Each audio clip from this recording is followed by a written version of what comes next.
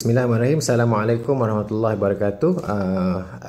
Hari ini cikgu nak bagi video untuk kelas 5 UTM saja, 5 UTM University Technology Malaysia. Cikgu lupa yang kamu ni dah advance sikit pada 5 UPM. Hari ini buka muka surat 123 pada buku Tech Science. Kita akan belajar tentang kecerahan mentol. Kita baca sama-sama. Buka muka surat 123.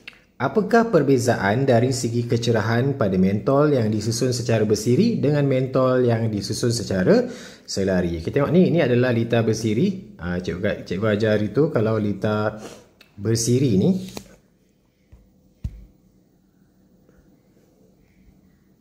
Kalau lita bersiri ni dia dalam bentuk satu rantai. Kalau bentuk lita selari dia dalam bentuk dalam bentuk cabang. Nampak ni, cabang pertama, cabang kedua. Ini rantai, satu rantai saja untuk bersiri. Untuk selari sekurang-kurangnya ada dua cabang. Tengok dalam gambar ni menunjukkan lita selari ni lebih cerah. Nampak ni, dia punya ni lebih cerah.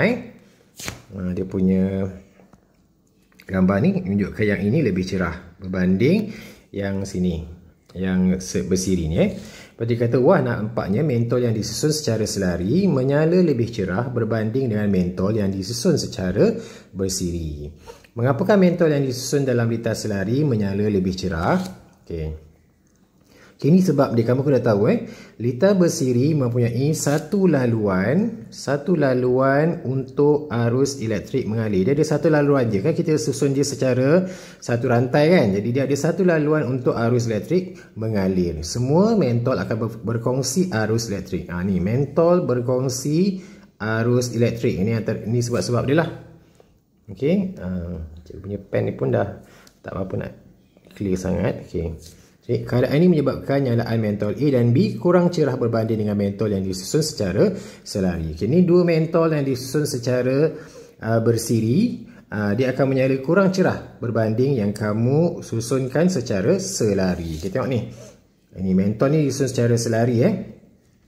Lita selari mempunyai lebih daripada satu laluan untuk arus elektrik mengalir. Lita selari ni dia punya sebab dia kenapa dia ada lebih daripada satu laluan untuk arus elektrik mengalir. Satu laluan, tengok, lebih daripada satu. Satu laluan, dua laluan, dua. Itu cara laluan dia. Cikgu ulang balik supaya kamu nampak. Laluan pertama yang ini. Laluan kedua daripada situ juga dia pergi dan balik. Dia ada dua laluan.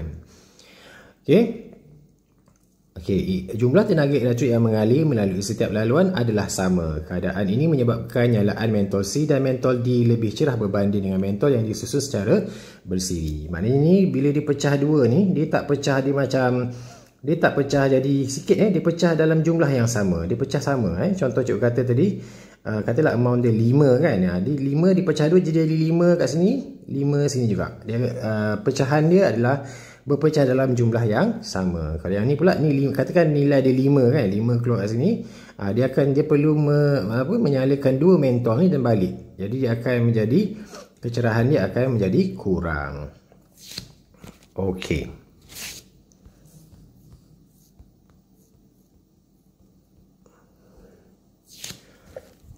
Sekarang kita nak tahu faktor yang mempengaruhi kecerahan mentol. Kalau lita bersiri, apakah faktor yang menyebabkan kecerahan dia berubah dalam lita bersiri? Faktor pertama ialah bilangan sel kering. Dapatkah kita jadikan mentol di dalam lita bersiri ini menyala dengan lebih cerah? Adakah mentol ni akan menyala lebih cerah bila kita tambahkan sel kering? Ini kamu sebenarnya kena buat eksperimen. Kita tak sempat buat masa PKP ni kan. Bila kita tambahkan mentol pada lita bersiri ni, kecerahan dia akan bertambah. Jadi kita buat hipotesis, semakin bertambah bilangan sel kering, semakin bertambah kecerahan mentol di dalam lita bersiri. Ini kena tahu ni, cikgu nak kamu tahu. Hipotesis dia kena hafal. Semakin bertambah bilangan sel kering, semakin bertambah kecerahan mentol, kita tambah belakang dalam lita bersiri. Ingat kalau lita bersiri, faktor pertama, kalau tambah bilangan sel kering, kecerahan dia akan bertambah. Okey, yang seterusnya ialah faktor kedua. Faktor kedua untuk litar bersiri. Okey. Kalau kita tambah, Milia dia kata, pada pendapat kamu, adakah kecerahan mentol dalam litar bersiri akan bertambah jika bilangan mentol ditambah? Kalau kita tambah mentol dalam litar bersiri, litar yang satu rantai ni, kita tambah mentol, tambah satu mentol, tambah dua mentol, tambah tiga mentol dalam satu litar bersiri, kecerahan dia akan berkurang. Jadi maknanya kalau dalam litar bersiri, semakin bertambah bilangan mentol, semakin berkurang kecerahan mentol di dalam litar bersiri. Itu kena ingat hipotesis yang kedua.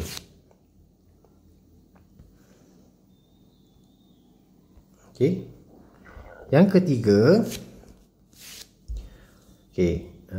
dalam litar selari, kalau yang litar selari pula, tadi litar bersiri, sekarang litar selari. Ingat ni, ini litar selari. Litar selari ni kita tengok faktor yang pertama, bilangan sel kering. Adakah perubahan bilangan sel kering mempengaruhi kecerahan mentol dalam litar selari? Kalau kita tambahkan sel kering, adakah kecerahan mentol akan bertambah? Tengok satu sel kering, tengok nyalaan dia. Dua sel kering, tengok nyalaan dia semakin bertambah. Tiga sel kering, nyalaan dia pun semakin bertambah. Jadi betul, semakin bertambah bilangan sel kering, semakin bertambah kecerahan mentol di dalam litar selari. Okey.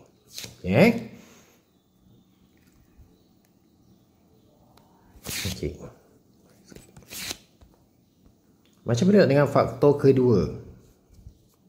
Faktor kedua, bilangan mentol. Ana, pada pendapat kamu, adakah kecerahan mentol dalam litar selari akan berkurang jika bilangan mentol bertambah? Tengok ni, kalau kita tambah mentol dalam litar selari, adakah kecerahan dia akan berkurang atau bertambah?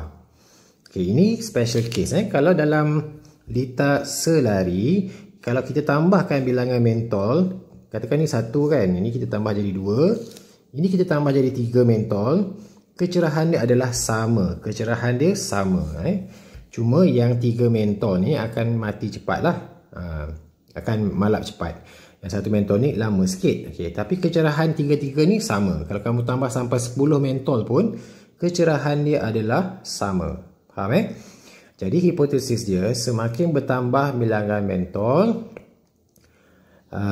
kecerahan mentol di dalam litar bersiri, litar selari tidak berubah. Kecerahan mentol di dalam litar selari tidak berubah jika bilangan mentol bertambah.